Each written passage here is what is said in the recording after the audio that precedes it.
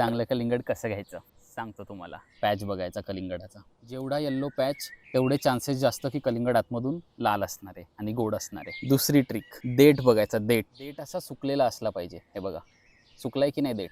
आणि याचा देठ बघा हिरवा आहे, अजून सुकायला लागलाय. सुकेल ते जेवढं जास्त पिवळं आणि जेवढा सुकलेला देठ तेवढं ते कलिंगड आतमधून लाल आणि छान असणार आहे. हे कलिंगड कापून दाखवतो, लालच निघणार आहे. कलिंगड कापता कापता तुम्हाला एक फॅक्ट सांगतो. अख्ख्या जगामध्ये सर्वात जास्त वजनाचं कलिंगड किती किलोचं होतं सांगा, गेस करा. मी सांगतो उत्तर. 10 पाऊंडचं होतं मित्रांनो. म्हणजे किती? 159 kg. हे बघा, आहे की नाही मस्त?